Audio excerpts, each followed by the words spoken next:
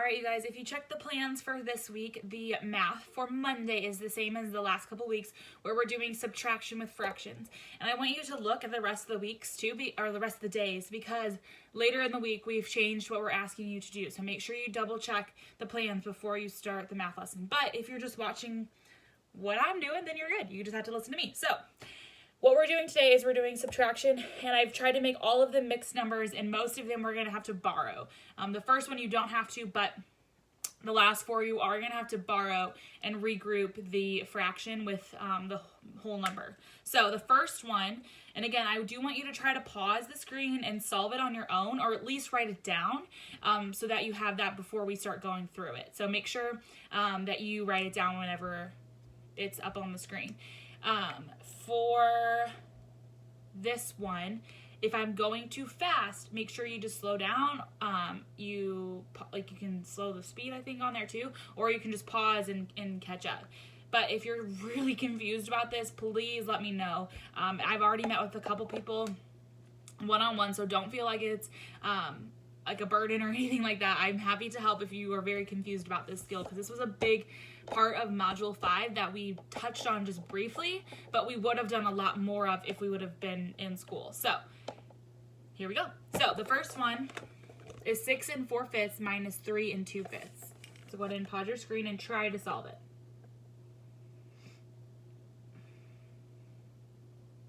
All right, so the first thing I'm going to do is I'm just going to double check. Can I subtract these two numbers? The bottom is not bigger, right? So 3, I can subtract 4 minus 2, and I can subtract 6 minus 3. So I'm good. I can go ahead and just solve this one. So I'm going to take 6 minus 3, which is 3, and 4 minus 2, which is 2. And then with subtraction, remember your denominator needs to stay the same. So it's going to be 5. So your answer should be 3 2/5. So if you got that one right, virtual high five. Moving on to the next one. So this one you are going to have to borrow from that whole number. So go ahead and try it.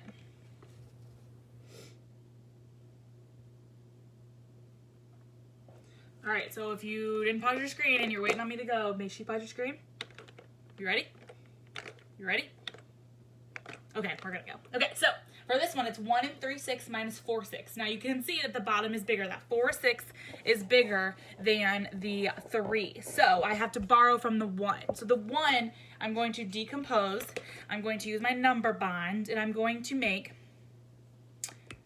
oh, sorry, this one's a 1, so I'm gonna not have any left over. So it's gonna be 6/6. Sorry, maybe I have to stop and think. So if I take the 6/6 is the 1, so there's not going to be any sort of fraction left over. So I just am going to leave it 6/6, and I'm going to add the 6/6 plus 3/6, which is going to give me 9/6.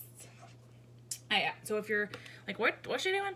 I'm adding this 6/6 and this 3/6 to get 9/6. So basically what I did was change, for this one, I changed this mixed number to an improper fraction. So I made the 6/6, and then I added in the 3/6. So now I have 9/6, and I'm going to subtract from 4/6. So now all I have to do is take 9 minus 4, which is 5, and 6 stays the same, so it's 6. So my answer is 5/6.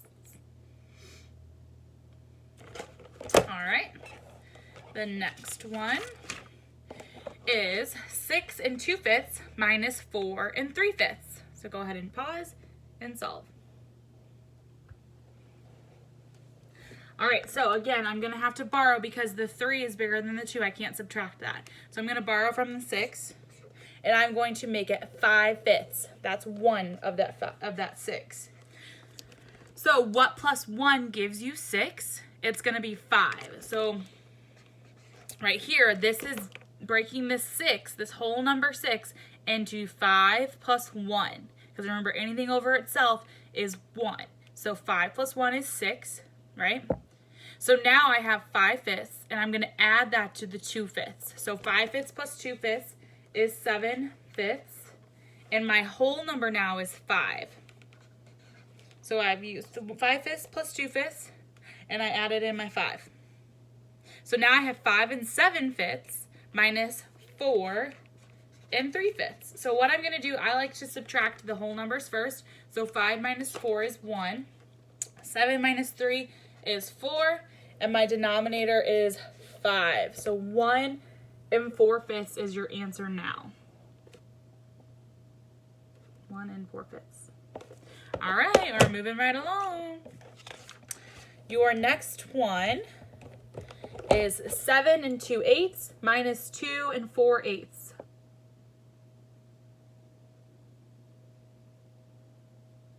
All right, so same thing. The 4 is bigger than the 2, so I'm going to have to borrow. So I'm going to break apart the 7.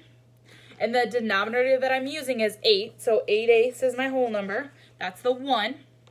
And then what's 7 minus 1? That's 6. So again, 1 plus 6. 1 plus 6 is 7.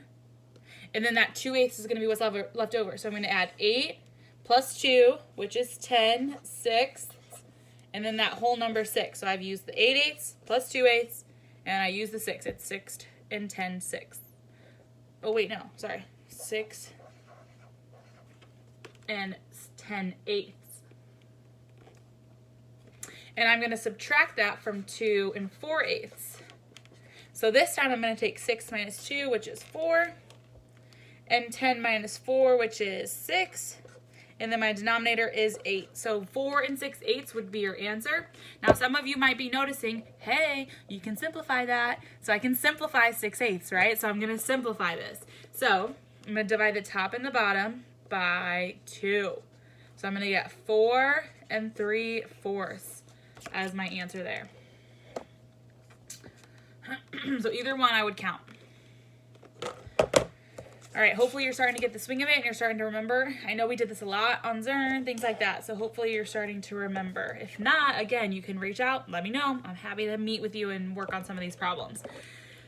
So, or you can send me a picture. If you don't want to meet with me, you can send me a picture of what you're working on. And if you're like, I don't know if I'm doing this right, you can send it to me and I can see. But this is your best way to get it too, is watching these videos. So you're doing great already for here.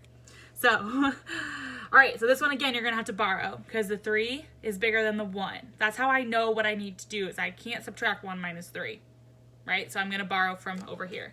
So this 8 is going to become a 7/7. No, wait, Miss McCarthy, where'd you get 7/7? Oh, that denominator is 7, right? So I'm going to get 7/7 because that's 1 from the 8. And then 1 plus 7 is 8. So I get 7 and 7/7. Whew. And that would give me 8 if I fixed it, right? So, but what I want to do is I want to add this 7/7 with my 1/7, right? And so 1/7 plus 7/7 is 8/7. And then I'm going to use my 7, my whole number 7. So 7 and 8/7. Whew. Minus 2 3/7. So my first step is taking 7 minus 2, which is 5, and then 8 minus 3, which is 5, and then my denominator is 7. So 5 5/7. And you can't simplify this one because there's nothing you can divide the top and the bottom with. All right, so that is your math lesson for the day. If you, again, please reach out if you need anything. Tomorrow we find equivalent fractions. So I will see you then.